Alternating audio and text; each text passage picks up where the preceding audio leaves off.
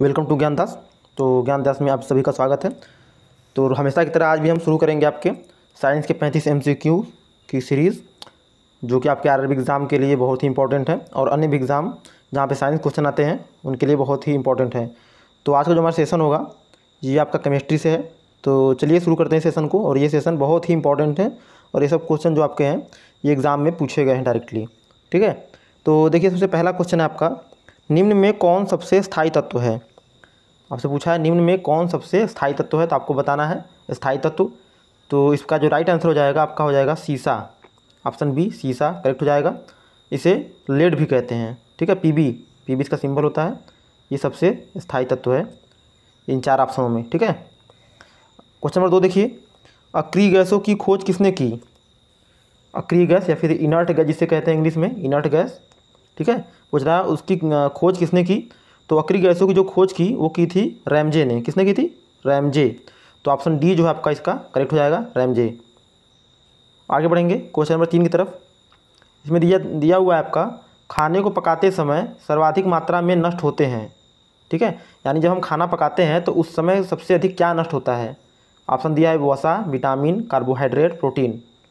तो इसका जो राइट आंसर आपका हो जाएगा वो हो जाएगा विटामिन। ठीक है, यानी इसका मतलब जब खाना पकाते हैं तो जो उसमें विटामिन हमारी होती है वो सबसे ज़्यादा तेज़ी से नष्ट होती है। ठीक है, ये आपको बात ध्यान रखना है। क्वेश्चन नंबर 4 देखिए, इसमें दिया हुआ है, पीले फास्फोरस को रखा जाता है। जो पीला फास्फोरस होता है आपका उसको कहाँ रखा जाता है। आपको 4 ऑप्शन दिए हुए हैं। तो उसका जो करेक्ट आंसर हो जाएगा आपका वो हो जाएगा जल में, यानी ऑप्शन बी करेक्ट हो जाएगा। जल, वाटर में रखा जाता है पीले फास्फोरस को। ठीक है, क्वेश्चन नंबर 5 देखिए, कौन सी गैस चांदी की सतह को काला कर देती है।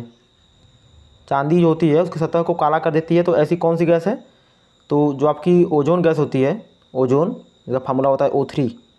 ठीक है, ये चांदी की सतह को काला कर देती है। अगर चांदी के संपर्क में आती है तो ये चांदी की सतह को काला कर देती है। ठीक है, आपको याद रखना है, बहुत ही इंपॉर्टेंट क्वेश्चन है ये। 5 का एक सही हो गया आपका। क्वेश्चन नंबर 6 देखिए, यूरिया में नाइट्रोजन होती है। तो पूछा है जो यूरिया होता है आपका, जो आप लोग खेतों में छिड़काव करते हैं, जो खेतों में छिड़काव की जाती बोरी में आती है, देखेंगे आप तो उस पर बड़ा बड़ा लिखा भी होता है कि इतनी इसमें नाइट्रोजन की मात्रा भी होती है। ठीक है, तो इसका जो राइट आंसर आपका हो जाएगा ये हो जाएगा 46%, यानी जो 46%। यूरिया में नाइट्रोजन कितनी होती है? 46% नाइट्रोजन होती है। ये आपको याद रखना है, मोस्ट इंपॉर्टेंट क्वेश्चन है ये। क्वेश्चन नंबर 7 देखिए आप लोग, मूंगफली के तेल के हाइड्रोजनीकरण में प्रयुक्त उत्प्रेरक है।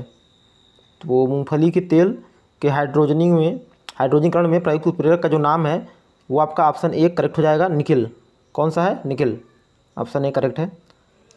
क्वेश्चन नंबर 8 देखिए, आतिशबाजी में लाल रंग किस मूलक के कारण होता है। ठीक है, तो आपसे पूछा जो आतिशबाजी हम करते हैं तो उसमें जो लाल रंग हमें दिखाई देता है वो किस कारण से होता है। तो ये आपका होता है स्ट्रांसियम कारण। ठीक है, स्ट्रांसियम कारण आतिशबाजी में जो हमारे पटाखे बम होते हैं उनमें जो लाल कलर होता है वो स्ट्रांसियम कारण होता है, और जो हरा कलर होता है वो आपका होता है बेरियम कारण। ये आपको याद रखना है। क्वेश्चन नंबर 9 देखेंगे, अम्लों व क्षारों की अभिक्रिया के फलस्वरूप बने पदार्थ को कहते हैं। अब अम्ल और क्षार की अभिक्रिया के बाद जो पदार्थ बनते हैं उन्हें क्या कहते हैं, आपसे पूछ रहा है। तो इसका जो राइट आंसर आपका हो जाएगा ये हो जाएगा लवण। अम्ल और क्षार मिलकर क्या बनाते हैं? लवण। ऑप्शन 20 का करेक्ट हो जाएगा, 9 का। 10 देखिए, में दिया हुआ है उदासीनीकरण क्रिया में। उदासीनीकरण क्रिया में उसके बाद आपको 4 ऑप्शन दिया हुआ है। तो क्या होता है? तो ये आपका लवण एवं जल बनता है। ऑप्शन सी करेक्ट हो जाएगा, उदासीनीकरण क्रिया में लवण एवं जल बनता है। क्वेश्चन नंबर 11 देखिए, सबसे शुद्धतम जल है। तो सबसे शुद्धतम जल कौन सा है आपको बताना है। तो उसका जो राइट आंसर हो जाएगा वो हो जाएगा आपका वर्षा का। ठीक है, तो काफ़ी सारे लोग सोच रहे होंगे वर्षा का जल तो इतना गंदा होता है, शुद्ध कहाँ होता है। तो वो ऊपर से जब बारिश होती है शुद्ध होता है, जब वो बीच में आती है तो एटमॉस्फेयर जब संपर्क में आती है उसमें धूल कण वगैरह से मिल जाती है तो उसके बाद गंदा हो जाती है। लेकिन जब ऊपर से वो गिरती है तो वो बिल्कुल स्वच्छ रहती है। ठीक है, एटमॉस्फेयर में आके वो गंदी हो जाती है। क्वेश्चन नंबर 12 देखिए, शुद्ध जल होता है, जो जल होता है आपका शुद्ध जल वो क्या होता है? अम्लीय होता है या क्षारीय या उदासीन या फिर दोनों। तो आपको बताना है। तो इसका जो राइट आंसर हो जाएगा ये आपका हो जाएगा उदासीन। क्यों? क्योंकि देखिए इसमें दिया हुआ है शुद्ध जल। ठीक है, और शुद्ध जल जो आपका होता है वो इलेक्ट्रिक का कंडक्टर नहीं होता है, यानी विद्युत उसमें प्रवाहित नहीं होती है। और जो आपका जहाँ हम लोग के पास जो जल होता है चूँकि वो अशुद्ध होता है, इसलिए उसमें करंट आती है। लेकिन जब शुद्ध जल की बात करेंगे तो उसमें करंट का फ्लो नहीं होता है। ये भी क्वेश्चन आपसे पूछ सकता है। क्वेश्चन नंबर 13 देखिए, मलेरिया जो कि एक परजीवी है, प्रोटोजोआ से होने वाला रोग है। तो कह रहा है कि मलेरिया परजीवी को नष्ट करने में प्रयुक्त औषधि है। तो कौन सी औषधि है? तो ये तो काफ़ी भी चर्चा में रहा था, क्लोरोक्विन। तो काफ़ी सारे लोगों को पता होगा, अभी ये कोरोना वायरस के टाइम में क्लोरोक्विन की दवा भी दी जा रही है। ठीक है। क्वेश्चन नंबर 14 देखिए, किसमें कार्बन की प्रतिशत मात्रा सबसे अधिक होती है? तो आपको बताना है कि जो कार्बन की परसेंटेज मात्रा होती है वो सबसे अधिक किस में होती है। अब आपको नीचे 3 ऑप्शन दिया हुआ है, चौथा में दिया हुआ है सभी में समान। तो आपको बताना है इसका। तो इसका जो राइट आंसर आपका हो जाएगा, ये हो जाएगा आपका ढलवा लोहा, यानी कि कास्ट आयरन। कास्ट आयरन में सर्वाधिक होता है। 15 देखिए, आदर्श गैस की आंतरिक ऊर्जा निर्भर करती है। अब आदर्श गैस जो होता है यानी आइडियल गैस, उसकी इंटरनल एनर्जी आंतरिक ऊर्जा निर्भर करती है, किस पे निर्भर करती है? तो आपको बताना है। तो इसका जो राइट आंसर आपका हो जाएगा, ये आपका हो जाएगा ताप पर, क्योंकि जो इसकी आंतरिक एनर्जी होती है जिसे हम यूज़ दिखाते हैं, ये आपका होती है mCV/dt। ठीक है। तो ये m कांस्टेंट होता है, CV भी कांस्टेंट होता है, dt यानी चेंज टेम्परेचर चेंज में ही डिपेंड करता है, इसलिए इसका जो राइट आंसर हो जाएगा ये ऑप्शन सी हो जाएगा। क्वेश्चन नंबर 16 देखिए, कुकिंग गैस मिश्रण होता है। तो आपसे बोल रहा है जो कुकिंग गैस होता है वो किसका मिश्रण होता है? तो ये आपका ब्यूटेन एवं प्रोपेन, यानी जो घरों में हम यूज करते हैं गैस LPG, उसमें क्या होता है? उसमें ब्यूटेन एवं प्रोपेन होता है। तो ऑप्शन डी करेक्ट हो जाएगा। ये आपको याद होना चाहिए, पता भी होना चाहिए बिल्कुल। आप घर में यूज करते हैं तो ये क्वेश्चन जाहिर सी बात है पूछा जा सकता है और आपको ये पता होना चाहिए। सबसे कठोर पदार्थ है, सबसे कठोर पदार्थ के बारे में पूछा है आपसे। तो उसका जो राइट आंसर हो जाएगा वो हो जाएगा हीरा। मैंने आपको पहले ही बताया है। ऑक्सीजन के समस्थानिकों की संख्या है, जो आपके ऑक्सीजन होते हैं उसके कितने समस्थानिक होते हैं आपसे पूछा गया है। तो इसके 2 समस्थानिक होते हैं। ठीक है, ऑप्शन ए इसका करेक्ट हो जाएगा। क्वेश्चन 19 देखिए, धातु के तार में विद्युत धारा का प्रवाह किसके कारण होता है? यानी जो धातु के तार होते हैं उसमें विद्युत धारा का प्रवाह होता है, तो ये किस कारण होता है? तो ये आपका जो होता है उसमें उपस्थित इलेक्ट्रॉन के कारण होता है। किस कारण? इलेक्ट्रॉन के कारण। तो ऑप्शन इसका ए करेक्ट हो जाएगा। क्वेश्चन नंबर 20 देखिए, इसमें दिया हुआ है आपका जल शीशा यानी वाटर ग्लास का रासायनिक सूत्र है। तो वाटर ग्लास को आपका रासायनिक सूत्र बताना है। तो इसका जो राइट आंसर हो जाएगा ये आपका हो जाएगा Na2SiO3। ठीक है, तो ऑप्शन ए इसका करेक्ट हो जाएगा। क्वेश्चन नंबर 21 देखिए, ड्यूटेरियम के नाभिक में होते हैं। ठीक है, तो जो ये हाइड्रोजन का एक समस्थानिक होता है। तो पूछ रहा है जो ड्यूटेरियम होता है इसके नाभिक में क्या होते हैं? तो आपको 4 ऑप्शन दिया हुआ है, 1 proton, 2 neutron, 2 neutron, 2 proton, 2 proton, 1 neutron, 1 neutron तथा 1 प्रोटॉन। तो उसका जो राइट आंसर आपका हो जाएगा ये आपका हो जाएगा 1 न्यूट्रॉन तथा 1 प्रोटॉन। ठीक है, तो ऑप्शन डी इसका करेक्ट हो जाएगा। आगे बढ़ेंगे, यूरेनियम के समस्थानिक होते हैं। तो आपको बताना है इसका राइट आंसर। तो क्वेश्चन 22 का जो राइट आंसर हो जाएगा ये आपका हो जाएगा 238। क्वेश्चन 23 देखिए, हाइड्रोजन के समस्थानिक होते हैं। तो हाइड्रोजन समस्थानिक कितने होते हैं आपको बताना है। तो इसका जो राइट आंसर हो जाएगा आपका ये हो जाएगा 3। कौन से होते हैं? प्रोटियम, ड्यूटेरियम और ट्राइटियम, 3 होते हैं ये समस्थानिक। क्या होता है? 1H1 फार्मूला इसका, 1H1, 1H2, 1H3 ये होता है प्रोटियम, ड्यूटेरियम और ट्राइटियम। समस्थानिक किन्हें कहते हैं? जिनमें प्रोटॉनों की संख्या समान होती है। क्वेश्चन 24 देखिए, अनिश्चितता के सिद्धांत का प्रतिपादन किसने किया था? तो किसने किया था आपको बताना है। तो ये किया था आपका हाइजेनबर्ग ने अनिश्चितता के सिद्धांत का प्रतिपादन किया था। क्वेश्चन 25 देखिए, स्थिर ताप पर गैस का आयतन कम करने से उसका दाब। ठीक है, अब स्थिर ताप है यानी कांस्टेंट टेम्परेचर। अब 3 चीज़ें आपकी होती हैं आइडियल गैस के लिए। क्या होता है? देखिए ये होता है PV/T बराबर कांस्टेंट होता है। तो आपको बोल रहा है इसमें कि जो आपका स्थिर ताप पर यानी जो टेम्परेचर यहाँ पे आपका ये कांस्टेंट हो जाएगा। तो कह रहा क्या होगा आयतन कम करने पर? तो क्या हो जाएगा जब ये हम कांस्टेंट कर देंगे T को, तो P is inversely proportional to V हो जाएगा।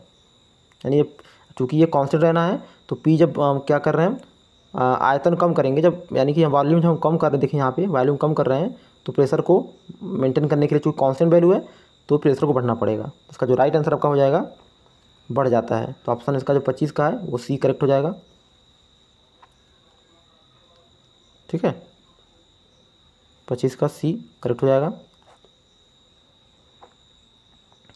अब आगे बढ़ते हैं, अगला क्वेश्चन देखेंगे हम लोग। 26 देखिए, परमाणु भट्ठी में कौन सा ईंधन प्रयुक्त होता है। आपको बताना है जो परमाणु भट्ठी होती है उसमें कौन सा ईंधन प्रयुक्त होता है। तो इसमें जो आपका यूज होता है ये होता है यूरेनियम। क्या यूज होता है? यूरेनियम। ठीक है, तो इसका ऑप्शन सी करेक्ट हो जाएगा। 27 देखिए, भोपाल गैस दुर्घटना, आपने सुना होगा, काफ़ी फेमस है और एग्जाम में बहुत बार पूछा जाता है, अक्सर पूछा जाता है। तो पूछा है भोपाल गैस दुर्घटना में किस गैस का रिसाव हुआ था। तो इसमें किस गैस का रिसाव हुआ था? तो इसमें जो आपका गैस जो रिसाव हुआ था ये हुआ था आपका मिथाइल आइसोसाइनेट। ठीक है, मिथाइल आइसोसाइनेट का इसमें वो हुआ था। तो इसका जो राइट आंसर हो जाएगा आपका ये ऑप्शन सी हो जाएगा, मिथाइल आइसोसाइनेट। ठीक है, तो इसमें देखिए दोनों दो ऑप्शन काफ़ी ज़्यादा मैच कर रहे हैं। देखिए मिथाइल मिथाइल मैच कर रहा है, इसमें लिखा नीचे आगे दिया हुआ डी में आइसोसाइनाइड, लेकिन इसका जो राइट आंसर हो जाएगा आइसोसाइनेट होता है। ठीक है, तो ये काफ़ी सटीक में दिया हुआ है ऑप्शन। 28 देखिए, सिंदूर का रासायनिक नाम है। तो आपको बताना है जो सिंदूर होता है उसका रासायनिक नाम आपसे पूछा हुआ है। तो उसका जो रासायनिक नाम होता है ये होता है आपका मर्क्यूरिक सल्फाइड, HgS, इसे लिखते हैं ऐसे HgS। 28 का ऑप्शन बी करेक्ट हो जाएगा आपका ये। 29 देखिए, रेडियो कार्बन डेटिंग से किसका निर्धारण होता है। तो बताना है आपको जो रेडियो कार्बन डेटिंग पद्धति की यूज की जाती है वो किसके जीवन काल के बारे में, जीवन चूँकि इससे आयु निकाली जाती है तो किसकी निकाली जाती है आपको बताना है। तो इसका जो राइट आंसर हो जाएगा ये हो जाएगा आपका जीवाश्म, यानी जो जीवाश्म मिलते हैं हमें उनकी आयु पता लगाया जाता है कि ये कितने पुराने हैं या कितने वर्षों से। तो इसका जो ऑप्शन बी है वो करेक्ट हो जाएगा, जीवाश्म की आयु का। 30 देखिए, सूर्य की किरणों का कौन सा भाग सोलर कुकर को गर्म करता है। तो को बताना जो सूर्य की किरणें होती हैं उनका कौन सा भाग सोलर कुकर को गर्म करता है। तो इसका जो राइट ऑप्शन हो जाएगा ये हो जाएगा आपका इंफ्रारेड रेज। जो इंफ्रारेड किरणें होती हैं वो सोलर कुकर को गर्म करती हैं। तो ऑप्शन 30 का जो है ऑप्शन ए करेक्ट हो गया। अब 31 देखिए, इसमें दिया हुआ है ताप के केल्विन स्केल में जल का क्वथनांक है। तो बताना है आपको जो ताप का जो केल्विन स्केल होता है उसमें जल का क्वथनांक पूछा है आपसे। तो इसका जो राइट आंसर हो जाएगा आपका ये हो जाएगा ऑप्शन सी 373। चूँकि 273 जो होता है आपका केल्विन ये 0 डिग्री सेंटीग्रेड के बराबर होता है, और जब 1 डिग्री सेंटीग्रेड बढ़ाएंगे तो ये भी एक केल्विन बढ़ता है। तो जब 100 बढ़ाएंगे तो ये 373 हो जाएगा। 32 देखिए, में दिया हुआ है निम्न में कौन सबसे कठोरतम धातु है। तो 4 ऑप्शन आपको दिए हैं, उसमें पूछा है। अब देखिए इसमें 4 ऑप्शन में इसमें इस बार हीरा नहीं है, पीछे हीरा दिया था। तो इसमें जो हो जाएगा सबसे कठोरतम ये आपका हो जाएगा प्लेटिनम। ऑप्शन सी इसका करेक्ट हो जाएगा, प्लेटिनम। 33 देखिए, निम्न हैलोजनों में सबसे अधिक अभिक्रियाशील है। आपको 4 ऑप्शन दिए हुए हैं, चारों हैलोजन ग्रुप संबंधित हैं। तो उसमें पूछा जो सबसे अधिक अभिक्रियाशील है वो कौन सा है। तो इसका जो राइट आंसर आपका हो जाएगा ये आपका हो जाएगा फ्लोरीन। ऑप्शन ए करेक्ट हो जाएगा, फ्लोरीन। 34 देखिए, बॉक्साइट का रासायनिक नाम क्या है। बॉक्साइट जो कि एल्युमिनियम का क्या बोलते हैं उसे, एल्युमिनियम का ही धातु होता है। तो इसका जो राइट आंसर आपका हो जाएगा 34 का ये हो जाएगा डी। इसका रासायनिक जो नाम होता है वो होता है आपका हाइड्रेटेड एल्युमिनियम ऑक्साइड। ठीक है, हाइड्रेटेड एल्युमिनियम ऑक्साइड इसका रासायनिक नाम होता है। अब क्वेश्चन नंबर हम लोग देखेंगे कौन सा 35। इसमें दिया हुआ है आपको मोनाजाइट किसका अयस्क है। तो मोनाजाइट आपको बताना है किसका अयस्क है। तो ये आपका अयस्क होता है किसका, थोरियम का अयस्क। मोनाजाइट आपका थोरियम जो होता है उसका अयस्क होता है ये। वो हमारी आज का सीरीज यहीं 35 क्वेश्चन समाप्त हुआ। अब आपके लिए क्वेश्चन है, क्वेश्चन देखिए, कौन सी अधातु कमरे के तापमान पर द्रव अवस्था पाई जाती है। इसमें आपको ध्यान देना है, यहाँ पर लिखा है अधातु। ठीक है, तो आपको 4 ऑप्शन दिए हुए हैं, bromine, chlorine, helium, phosphorus. Correct option जो आपको है कमेंट बॉक्स में बताना है हमें।